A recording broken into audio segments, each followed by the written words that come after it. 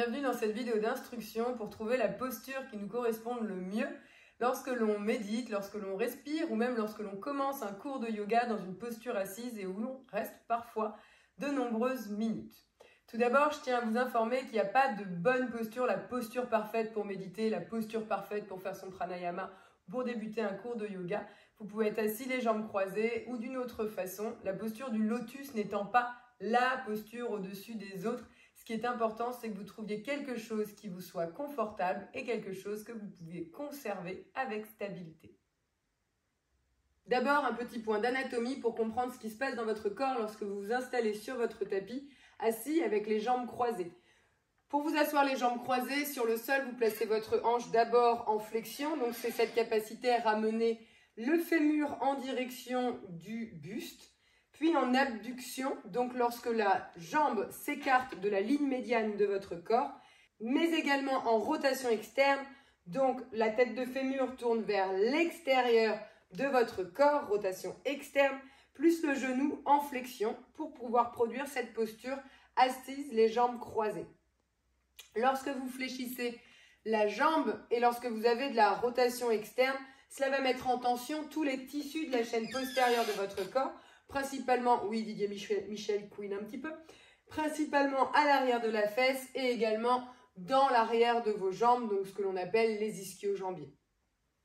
Ce mouvement de flexion de la hanche, flexion du genou, rotation externe va avoir un impact sur le bas de votre dos et plus précisément sur la colonne lombaire. Vous pouvez constater ici que la partie que l'on appelle le bassin et la colonne vertébrale sont liées entre eux. Le bassin comprend le sacrum qui fait partie intégrante de la colonne lombaire et les mouvements du bassin auront donc une conséquence sur le bas de votre dos, sur cette partie des lombaires, mais également l'intégralité de votre colonne puisque tout est un continuum. La flexion de la hanche aura alors pour conséquence de placer le bassin dans une forme de rétroversion lorsque l'on manque de mobilité dans la zone des hanches. Précisément dans l'articulation appelée coxo-fémorale, qui est l'articulation située juste ici. Cette rétroversion, c'est l'action du coccyx qui va pousser vers l'avant, ce qui va avoir tendance à arrondir le bas du dos. Vous avez peut-être constaté, lorsque vous vous installez sur votre tapis, que le bas du dos s'arrondit légèrement. Ce n'est pas le cas pour l'intégralité des gens. Déjà d'une, il y a une question de mobilité. De deux, il y a une question de morphologie aussi. Nous ne sommes pas tous conçus pareils. Certaines personnes vont avoir un bassin naturellement en rétroversion, d'autres personnes vont avoir un bassin naturellement en antéversion, quand d'autres auront un bassin que l'on appelle neutre. Cette flexion de hanche plus genou et rotation externe va donc placer le coccyx vers l'avant dans une rétroversion et arrondir le bas du dos. Cela va avoir une conséquence sur le maintien de notre posture, sur notre confort et notre stabilité, car les lombaires ont pour objet principal de supporter la partie supérieure de notre corps, notamment la région du thorax. C'est d'ailleurs pour cela qu'elles sont beaucoup plus épaisses que les autres, les thoraciques. Lorsque l'assise joue un rôle sur le positionnement de nos lombaires, les lombaires seront moins aptes à supporter confortablement le reste de notre corps et notre corps va être mis en tension afin de lutter contre la gravité. C'est pour cela que vous allez vous arrondir au fur et à mesure du temps que vous êtes en train de méditer ou de respirer, attiré par le sol. Il y a également un autre composant que l'on doit intégrer dans notre compréhension afin de trouver notre bonne posture assise, celle qui sera stable et confortable. Il s'agit du muscle psoas. Le muscle psoas est un muscle dont on entend assez souvent parler dans les cours de yoga parce que les profs de yoga aiment bien taper dessus et pourtant c'est un muscle très intéressant et pas si mauvais que l'on en a l'impression. Notre psoas est un muscle assez important dans notre corps qui permet de rattacher le haut du corps aux membres inférieurs. Il va produire notamment le mouvement de la flexion de la hanche, donc la capacité à rapprocher le buste des membres inférieurs et inversement proportionnel. Il commence à la thoracique numéro 12, donc qui est la vertèbre située au-dessus de notre première lombaire. Il va croiser le bassin en avant pour venir s'attacher sur ce que l'on appelle le petit trochanteur, qui est la petite protubérance osseuse que vous pouvez voir ici même. Et le fascia du psoas est collé à nos lombaires. Et le fascia de notre psoas est collé à nos lombaires.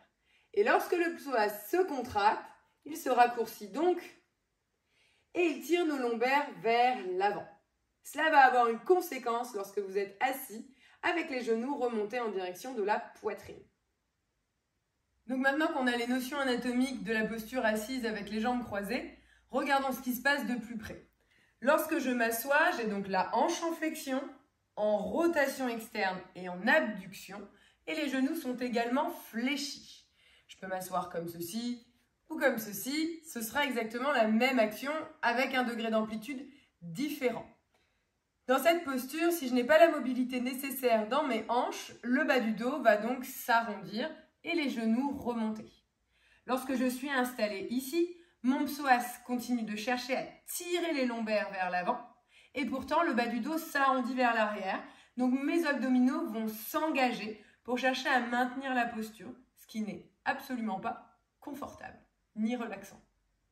Cet engagement musculaire se fait donc pour nous empêcher de tomber en arrière. On sent qu'on a envie d'aller vers l'arrière et pourtant on cherche à rester vers l'avant. Cela va donc mettre tout mon système nerveux en alerte pour m'empêcher de glisser vers l'arrière et de maintenir cette position le plus longuement possible. On comprend donc que la posture n'est vraiment pas relaxante, ce qui va nécessairement impacter notre capacité à pratiquer le pranayama ou complètement à méditer. Puisque si vos sens sont en alerte, il va être très difficile d'accéder à cet état méditatif. Une des solutions consiste donc à mettre une couverture sous le bassin. Cette couverture peut être pliée 2 fois, peut être pliée 4 fois, mais la placer sous votre bassin. Lorsque je m'installe sur cette couverture, je ne m'installe pas en plein centre de la couverture, mais plutôt légèrement au bord. Le but de cette assise est de diminuer la flexion des hanches, ce qui va permettre de redresser le bas du dos. Et si la mobilité n'est pas suffisante, même avec la couverture, l'autre solution reste celle du bloc. À mes yeux, la solution du bloc est vraiment intéressante, et même si j'ai personnellement une grande mobilité dans les hanches, je médite et je pratique mon pranayama toujours à l'aide d'un bloc sous le bassin. Exactement comme avec la couverture, le but n'est pas de s'asseoir en plein milieu du bloc, mais plutôt que de glisser le bassin légèrement vers l'avant afin de limiter le besoin de flexion dans la hanche et donc de faire redescendre les genoux vers le sol. Donc si je suis ici, je vais glisser légèrement vers l'avant pour sentir que mes genoux peuvent redescendre en direction du sol, ce qui va donc allonger le bas de ma colonne vertébrale. Si je reste assise sur le tapis sans utiliser de bloc ou de couverture et que je cherche l'engagement abdominal pour ramener le buste plus vers l'avant et limiter l'arrondi, je ne vais pas du tout solutionner le problème parce que plus je vais engager mon psoas, plus je vais remonter mes genoux vers mon buste. Donc la solution, c'est vraiment la solution du support sous le bassin pour trouver une posture avec les jambes croisées, soit croisées au niveau des chevilles ou des tibias, ce que l'on appelle Sukhasana, soit en ramenant un talon et puis l'autre proche du bassin, dans ce que l'on appelle Siddhasana. Quoi qu'il en soit, rappelez-vous qu'il n'y a pas de posture parfaite pour méditer et je vous conseille même vivement d'éviter les demi-lotus ou les lotus, donc Ardha Padmasana et Padmasana, qui vont avoir rapidement tendance à couper la circulation du sang dans la cheville et qui va nous limiter dans le temps d'introspection. On va commencer à sentir des petites fourmis dans la cheville, dans les orteils, et on aura très envie de retirer notre pied alors qu'on était peut-être en train d'intégrer la pratique du pranayama ou la pratique de la méditation. Dans Padmasana, c'est encore pire. Vous avez vraiment les 2 chevilles ici qui en plus sont complètement sursollicitées, les ligaments des genoux, et ça demande une bonne rotation externe pour préserver les genoux. Ce n'est pas confortable sur le très long terme. Il existe aussi une autre solution que l'on appelle dans le Yin Yoga broken, qui consiste à ramener une cheville en avant et l'autre, mais de ne pas croiser les 2 jambes. Cela va diminuer l'angle de rotation externe dans vos hanches. Si votre problème vient de la rotation externe, ce sera peut-être plus accessible. Enfin, une solution qui peut être tout à fait confortable pour nombreux d'entre vous consiste à s'installer sur vos talons dans ce que l'on appelle Virasana, la posture du héros. Dans Virasana ici, mes talons et mes fesses sont en contact et je peux trouver un peu d'écart entre mes genoux pour un peu plus de stabilité et de confort. Je peux également placer un bloc en dessous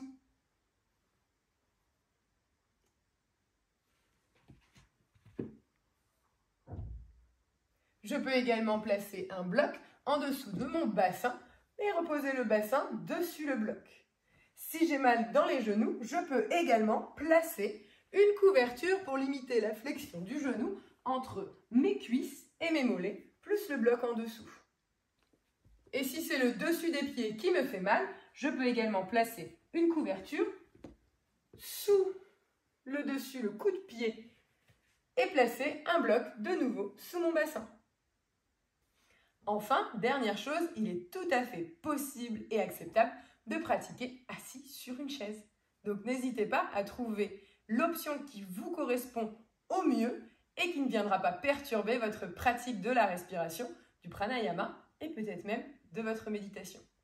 Merci à tous d'avoir écouté comment vous installer sur votre sol, sur votre tapis et à bientôt.